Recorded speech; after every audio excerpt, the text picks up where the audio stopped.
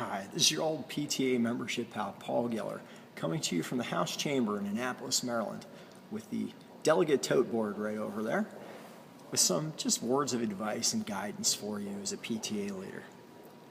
Now, as I will say repeatedly to you and anyone else who will listen, PTA membership is about everyone. It's about everyone being an ambassador for the brand. It's about everyone being outgoing and caring about other people in your community. You can't do this alone. It's all about teamwork. And at your local, you're going to need a team of people to really help build up your membership as best as you can. Now, a lot of schools have membership that ranges from a minimum of 25 up into over 1,000. My school is right in the middle there, just approximately 650 members last year. And I have to tell you that those members mean a lot to me. I don't think there's a person in my local school where I'm still the PTSA leader who doesn't think that I care a lot about them, and it's the truth. I care about them. Wherever I go, whatever I do, people will invariably stop me, especially if I'm close to home, and they'll ask me questions about PTA. What's going on? How can they get involved? They have a question or a concern that they want to express, and I'm more than happy to help them. And that's really one of the keys to being a great PTA ambassador, and that is availability. Make sure you're available to help people, answer their questions, be able to find the answer. If you don't know the answer to the question, reach out to your principal, reach out to members of your school community, reach out to your Board of Education if they may have the answer. Find the answer and get back to them. I know I'm always glad to answer a question. It may take me a few days to get back to people, but I'm always glad to help them. Another tip that I have for you is sometimes you get stuck.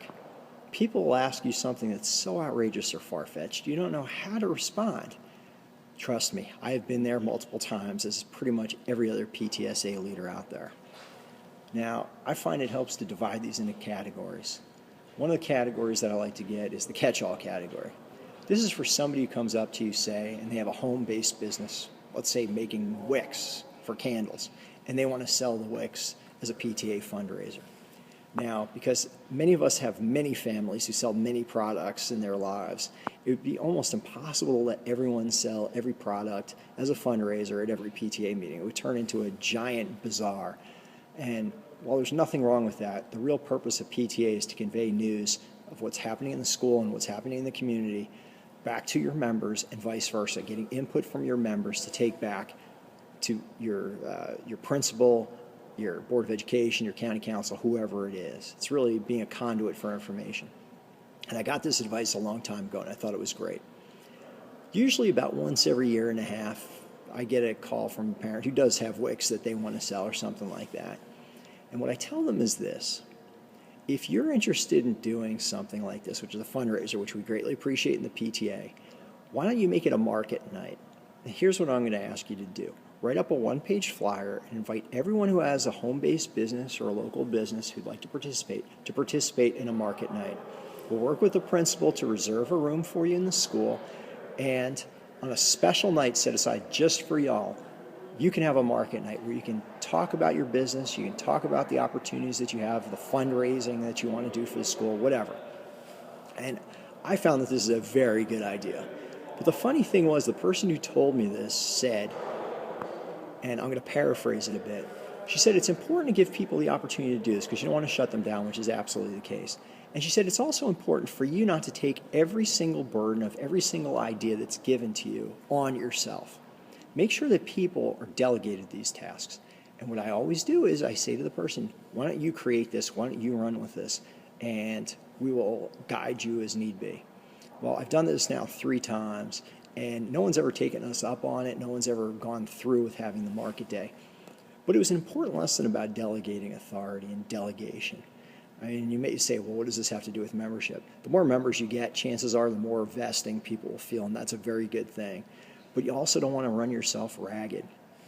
And I find that sometimes there's so many activities, people want me personally to organize it because they know I'm an organizer, they know I get things done, be it organizing language lessons or art lessons or testifying here in Annapolis, and they know I will get it done. However, it's very important for them to feel empowered and for you to give them the power to feel that they can make a difference too.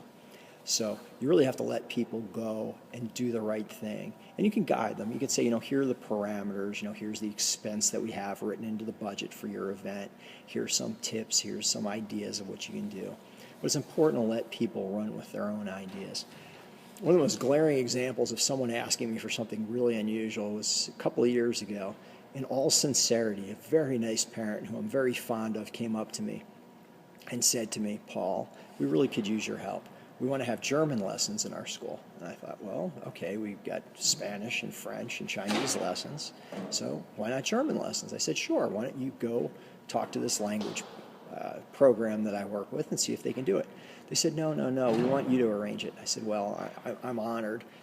However, it's a little bit of a time commitment. I really don't have time. However, if you're interested, why don't you do it? She's like, no, you don't understand. We want you to teach the German lessons. And I was like, well, I tried to keep a straight face because it was a very flattering remark, but I was trying to convey to her, and I think I did so quite deftly, I hope, that not only do I not speak German, I can barely speak English, so the idea of me teaching German is really far-fetched.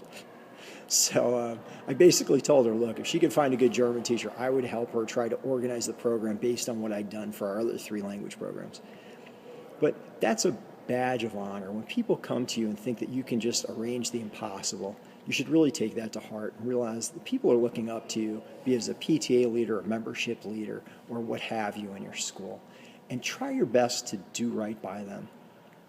Oftentimes, I think, and all of us have heard this, we'll hear a bad tale about something that happened in volunteering at school or with an organization at school. And it takes quite a bit of energy to rekindle the interest in that person to rejoin the fold and to come back.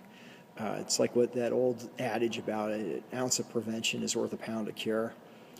If all of us try really hard to work together as good PTA leaders at whatever level we are, and we try to make sure everyone feels included, we won't need that pound of cure. We'll just have that ounce of prevention going all the time, and that's really a good thing. So, once again, this is your good old pal from Maryland PTA membership, Paul Geller, in the Senate chamber here, with the tote board right there behind me. Oh, I'm sorry. This is the House of Delegates chamber. Wrong chamber. Don't tell anybody. Shh. Don't tell Mike Miller. He's the Senate president. He would not be happy with me switching these up on him. This is your old pal Paul Geller coming to you from the House of Delegates chamber here in Annapolis, wishing you all the best with your membership goals this year and beyond. Thanks for watching.